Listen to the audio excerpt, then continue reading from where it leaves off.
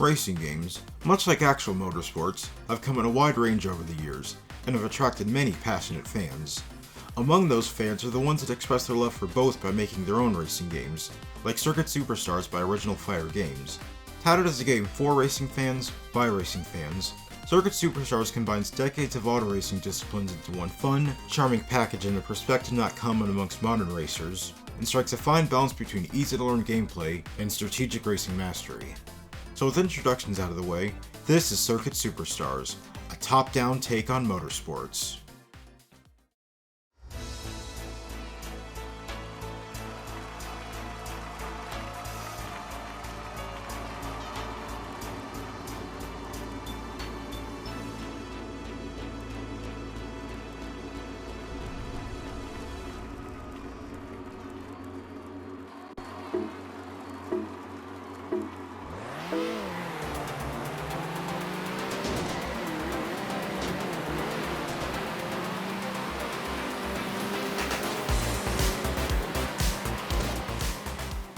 Circuit Superstars is all about driving a variety of race cars on challenging circuits with streamlined racing mechanics. One defining aspect of this game that you've probably realized by now is the isometric camera angle, as this is a top-down racing game. If you're familiar with the Micro Machines games, then you'll feel right at home here. Despite how it may not look like it at times, the controls for turning are consistent regardless of the camera's direction. It just takes some adjusting to get past those disorienting moments. While the gameplay perspective is a neat throwback, the racing controls are worth the times in terms of responsiveness and feel. You're allowed to play rough with the other drivers, just be careful not to get caught in a traffic jam. You can also draft the cars ahead of you while lining up for an overtake. Taking a page from modern racing simulators are penalties for cutting marked corners or wall riding too long, and are enforced by slowing you down for a few seconds.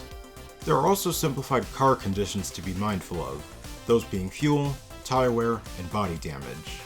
All three are easy to read meters with numbers that decrease during a race, which have an effect on your top speed and grip, and can be regenerated by taking pit stops. Your strategy of when to pit, how fast you can stop for repairs, and how long you choose to wait is vital to winning longer races. When all these aspects come together, you get an easy to learn, hard to master racing experience that's fun and rewarding. As the game's title might suggest, the tracks are closed circuits that you would expect to see in an international racing league. Most of the tracks take place on tarmac, which are primarily for road and track cars, but a few feature dirt paths and ramps to play to the strengths of off-road cars. The course environments primarily revolve around open-field raceways, but throw in other backgrounds like a wooded forest, a desert canyon, and an island coast. While the track names don't state the location they're based on, keen-eyed race fans may recognize some of their inspirations. The track layouts also vary in complexity, from high-speed open ovals to tight, winding roads. Some tracks also feature reverse variants to offer a new challenge in familiar surroundings. However, it's how each of the cars drive that make the races on the same tracks feel distinct. The real superstars of this game are the cars, and each has their own unique driving style to master. The car roster covers many automobiles used throughout the history of racing, including well-known classes like stock cars, touring cars, rally cars, and classic and modern Formula 1 cars.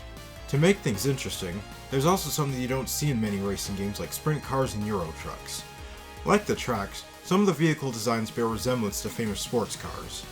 As the cars differ playstyles with distinctions in acceleration, top speed, handling responsiveness, and off-road grip, races from one class to another feel completely different. The Panther may be a speed demon on the road, but slides around very easily on grass, whereas the Agitator can drive on any road, but slides around on most turns.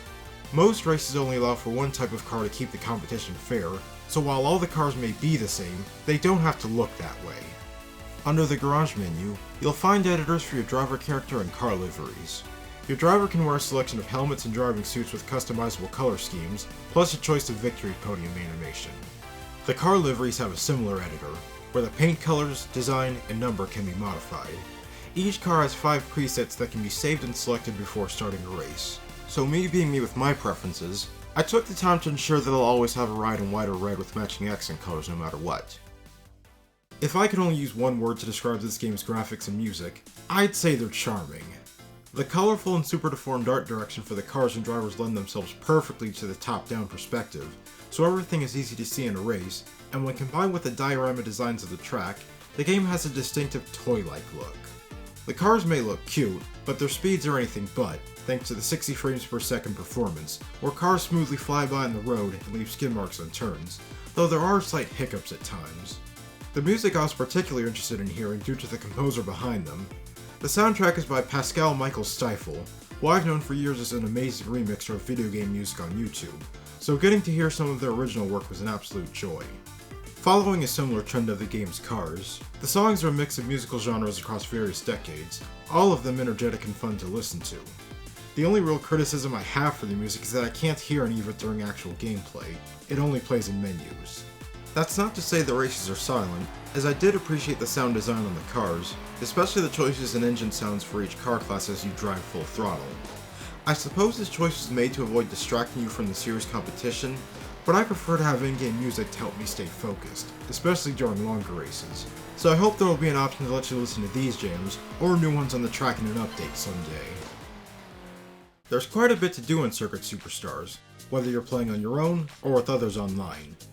To get a feel for the controls, cars, and tracks, the Grand Prix, Free Play, and Practice modes are great places to start.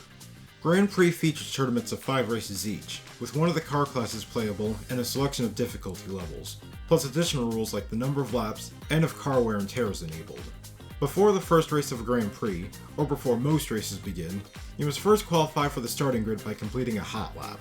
Starting positions in later races are determined by total points earned. As you finish races, you earn experience points, and every level gained unlocks more customization options for your driver and cars. Finishing Grand Prix Cups and races in other modes will also earn ranking points, which are shown off to others when racing online. Free Play has single races with custom rule sets, like allowing every car class, so you can see a Euro truck take on a prototype. While racing against the computer is a challenge in the Pro-Am difficulties onward, they do have their share of annoyances. The AI drivers don't deviate from their predetermined line much, or get knocked around as easily as you do when they get hit, making maneuvering around them a hassle at times. Practice mode also lets you drive with any track or car, but against the ghost of your best lap time to help improve your racing line. Time trials are also about achieving the fastest lap time, but on a weekly rotation of courses and car classes, and against the ghost times of other online players. As you beat the ghost closest to your personal best, a faster one replaces it on the next lap. There's also the Top Gear time attack, where you once again are racing for the quickest time possible, but on a unique course themed after the Top Gear TV show, just without the color commentary and British accents, meaning hitting the entry and exit points around obstacles in the correct order before crossing the finish line. Multiplayer racing is possible via local 4-player split screen, or in a group of 12 players online. One much appreciated aspect of the online multiplayer is that there's crossplay between console and PC players, so sessions have a higher probability of hosting more players. Connectivity issues will always vary depending on who you're playing against, but players don't teleport all over the screen, and you properly collide with others provided you're on the same lap. I'm just going to have to get better at taking those tricky corners faster, because the higher ranked places can finish races just as I start the final lap. When you want to reminisce on some of your favorite wins, the history menu saves your most recent races as replays, and lets you view the game from different camera angles, so your impressive driving skills look even cooler. Under the hood of Circuit Superstars' tiny engines and unassuming appearance is a love letter to auto racing and a rewarding driving experience. It's simple enough to pick up and play, but also has the complexity for those who seek to make the next lap their fastest yet. Combine all of that with a modernized take on a retro gameplay style, and you end up with a racing game offering a brand of fun that you won't find amongst most of its contemporaries within the genre. As always, this has been fun, and I'm already looking forward to covering another amazing racing game. So I hope you'll check out what I've got in store for next time, and thank you for watching.